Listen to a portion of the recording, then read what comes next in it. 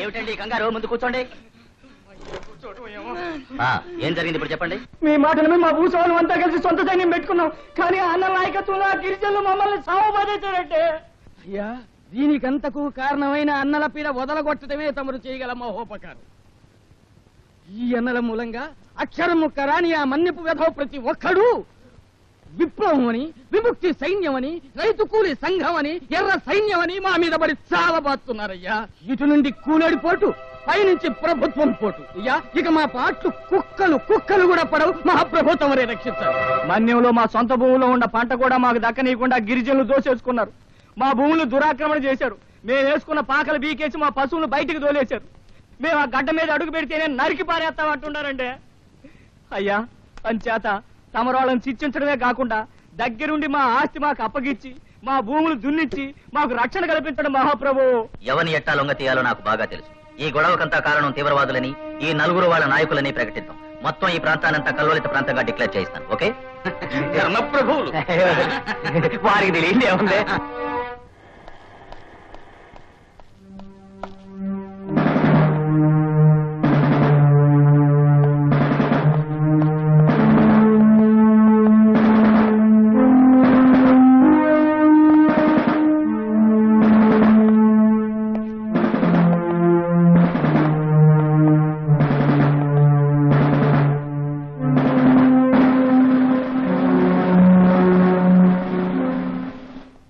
అరాచకం ఇంత విచ్చలవిడిగా జరుగుతూ ఉంటే మన సంఖ్యలు మనమే వేసుకున్నామో లేక గాజులు తొలగించుకున్నామో నాకేం అర్థం కావటం లేదు.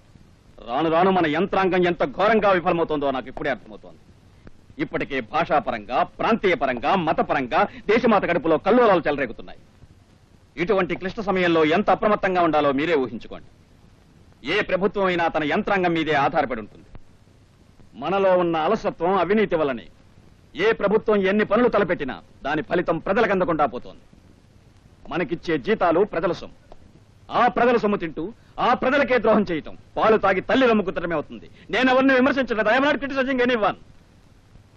ఎవరికి వాళ్ళు ఆత్మవిమర్శ చేసుకోండి. చిత్తశుద్ధితో పనిచేయండి. ఇంత దారుణానికి కారణమైన అన్నలను, ముసలా ముదక పిల్లలను తప్పించి మిగిలిన రంపగిరిజనుల్ని అరెస్ట్ చేయండి. వాళ్ళకి తగ్గ శిక్ష పడేటట్టు నేను చేస్తాను. తీవ్రవాదులు దొంగిలించిన గిరిజనేతరుల పంటను, వాళ్ళు దురాక్రమణ చేసిన భూములను ఎవరో వాళ్లకు దగ్గరుండి అప్పగించండి. 10 రోజుల్లో పరిస్థితులు చక్కబడాలి. Within 10 days I want peace in this area. నేరస్తులు పట్టుబడాలి. ప్రజలు ప్రశాంతంగా నిద్రపోవాలి. ఫైల్స్ మీద పనులు నాకు అక్కర్లేదు. I want action. దొరా, ఇక మేము వెళ్ళొస్తాం. బాబు, బిడ్డ,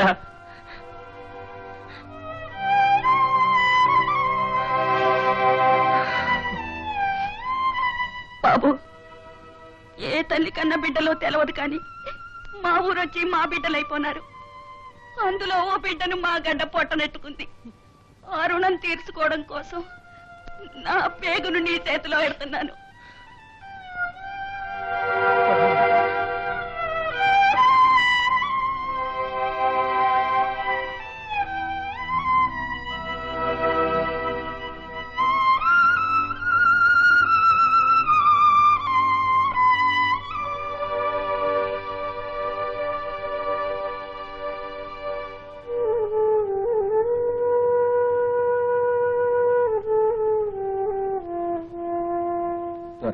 సాధించింది సొంతం చేసుకోండి, సమంగా అనుభవించండి. బాబు, భూమిని డబ్బు పోసి కొనుక్కుంటారని తెలుసు, కానీ ప్రాణాలు పోసి కొనుక్కుంటారని ఇంతవరకు తెలవదు. రతనాలు పండినా సరే రక్తం పోసి సంపాదించిన ఈ భూమి మాకు వద్దయ్యా.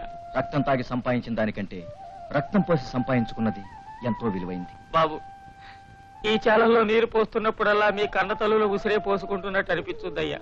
ఎందుకయ్యా మీకు ఈ బాధ? మా కళ్ళ ముందే తిరిగిన డాక్టర్ బాబు మా కళ్ళ ముందే మట్టిలో కలిసిపోయాడు. ఇక మీరు ఏమైపోతారోనని. ఏమవుతాం దొరా? మహా అయితే బలవుతాం. యుద్ధంలో మొదటి నడిచే సైనికుడికి మొదటి గుండు తగులుతుందని తెలిసి కూడా హద్దుల్ని కాపాడడానికి బలైపోతాడు. ఇక్కడ ఎన్నో సమస్యల్ని, హక్కుల్ని కాపాడడానికి అవసరమైతే ప్రాణాలను సైతం పణంగా పెట్టవలసి వస్తుందని తెలుసు. అన్నిటికీ సిద్ధపడే ఇక్కడికి వచ్చాం. మన ప్రగతి పథంలో ఇంతవరకు గుల్ల రోడ్లే ఉన్నాయి. రేపు మేము అందమైన బంగారు రోడ్లు వేస్తాం. చల్లని హిమాలయాలు, వెచ్చని నదులై ప్రవహించి మన దేశాన్ని సస్యశ్యామలం చేస్తున్నాయి. ఆ ఫలాన్ని అందరూ సమంగా అనుభవించడానికి వెచ్చని మా నెత్తురు చల్లగా ప్రవహించి ఈ దేశాన్ని స్వర్గధామం చేస్తాయి. కామ్రేడ్స్, ఈ ప్రయాణం ఇలాగే సాగనివ్వండి. ఇదొక మహాప్రస్థానం. ఈ మహాప్రస్థానంలో మేమింకా ఎన్నో గ్రామాలు వలసలు వెళ్లాల్సిందే. అంతవరకు మీ దగ్గర సెలవు తీసుకుంటున్నాం. వస్తాం.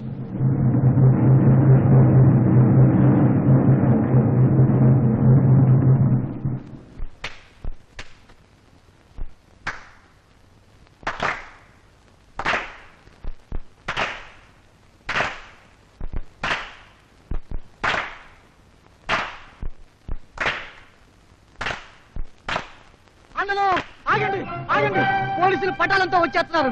ముసలాళ్ళని పసిబిడ్డలే తప్ప మనందరినీ ఉరికంబలకి ఇచ్చేస్తారట. దొరా, మన భూముల్ని పంటల్ని ఆ భూస్వాములకి ఇచ్చేస్తారట. బాబులు, ఇప్పటికే ఓ నిండి ప్రాణం బలైపోయింది. మా కళ్ళ ముందే మరో నిండి ప్రాణం బలైపోవడానికి వీల్లేదు. తుపాయి గుండుకు దొరకకుండా మిమ్మల్ని మా గుండెల్లో దాపెట్టుకుంటాం. ఈ క్లిష్ట పరిస్థితుల్లో మిమ్మల్ని వదిలి పారిపోయేటంత పిరికి వాళ్ళం కావు. ఈ సమస్యను సమిష్టిగానే ఎదుర్కొందాం. చావో బ్రతుకో మనందరం కలిసే తెలుసుకుందాం. త్యాగాలుగా నువ్వు వద్దుంటా బాబు. మాకు కావాల్సింది మీ త్యాగం కాదు బాబు, మీ క్షేమం. మా దొర చెప్పినట్టు వెళ్ళిపోండి బాబు, వెళ్ళిపోండి.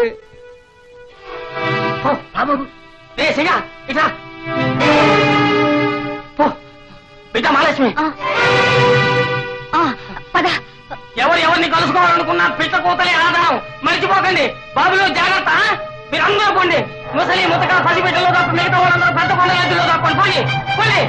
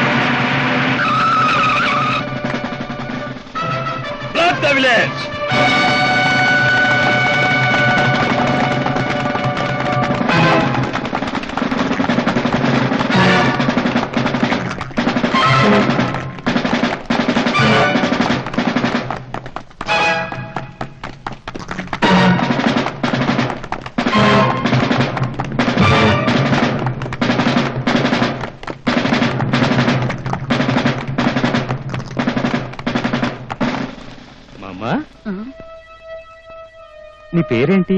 భారతమ్మ. ఆహా, ఏ ఊరు? భారతదేశం. ఎంతమంది పిల్లలు? 70 కోట్ల మంది. ఆహా, వాళ్ళంతా ఎక్కడున్నారు? భూమి మీదే ఉన్నారు. ఓహో, సరే గాని మీ మన్నెపోళ్ళంతా ఎక్కడున్నారు? నాకు తెలవదు. నీకు తెలుసమ్మా, నీకు తెలుసును అని నాకు కూడా తెలుసు. నీకు మంచి బహుమానం ఇప్పిస్తాను. వాళ్ళు ఎక్కడున్నారు? నాకు తెలవదు. నీకు తెలుసమ్మా, చెప్పమ్మా. నాకు తెలవదు. నీకు తెలుసమ్మా. తెలవదు. తెలీదు? తెలవదు. తెలీదు? నాకు తెలవదు బాబు. ఆకాశవాణి వార్తలు మీరు వింటున్నారు. ఇటీవల తీవ్రవాదుల నాయకత్వంలో గిరిజనులు చోడవరం గ్రామస్తులపై జరిపిన దాడిలో 8 మంది ఎక్కడికక్కడే మరణించారని, 10 మంది ఆసుపత్రికి తరలిస్తుండగా మరణించారని, మరో 50 మంది క్షతగాత్రులయ్యారని అధికార వార్త. ఈ విషయంపై ఉన్నతాధికారులు చోడవరంలో క్యాంపు చేసి ఆ ప్రాంతాన్ని కల్లోలిత ప్రాంతంగా ప్రకటించారు. వీళ్ళని అమాయకులు చేసి వేలి ముద్రలు వేయించిన ప్రామిసరీ నోట్లు చూపి బెదిరించి పంటంతా దోచుకుపోతున్నారు. ఈ విషయాన్ని మేము చాలాసార్లు ప్రభుత్వం దృష్టికి తీసుకువెళ్ళినా రెస్పాన్స్ రావట్లేదు. గిరిజన కోర్టులకు వెళ్లినా ప్రయోజనం ఉండటం లేదు. అన్యాక్రాంతమైన వీళ్ల భూములను తిరిగి పొందటానికి ప్రభుత్వాధికారులకు వినతి పత్రాలు సమర్పించినా వీళ్ల గోడు ఎవరూ పట్టించుకోవటం లేదు. చివరికి ఇరు వర్గాలు గిరిజన కోర్టులకు వెళ్తే అక్కడ భూస్వాముల మాటే చెల్లుబడి. చట్టపరంగా మేమెంత కృషి చేస్తున్నా ఏ పని కావట్లేదు. ఎందుచేతనంటే ప్రభుత్వ యంత్రాంగానికి సహజంగా ధనిక వర్గంపై ఉన్న తాదాత్మ్యం వల్ల, పేద వర్గంపై ఉన్న ఏహ్యభావం వల్ల న్యాయం జరగటం లేదు. మరి దీనికి పరిష్కార మార్గం ఆలోచించలేకపోయారా? చూడండి, ఈ పెత్తందారి అధికారపు దున్నపోతూ అర్జీలతో కదలదు సార్. ఉద్యమాల ముళ్ళు కరతో పడవాల్సిందే. అందుకని మీతో చర్చించి కథం కార్యక్రమం చేసి దాని ద్వారా పత్రాలు స్వాధీనం చేసుకోవాలనుకుంటున్నా. ఆయుధం పట్టే మార్గం సరైంది కాదని ఎన్నిసార్లు చెప్పాను. మరి ఇంకేం దారి ఉంది బాబు? మీరు దొంగ పత్రాలు సృష్టించండి. వాటి ద్వారా ఇరు వర్గాలు కోర్టుకు ఎక్కుతారు. ఆ సమయం వచ్చినప్పుడు నన్ను పిలవండి.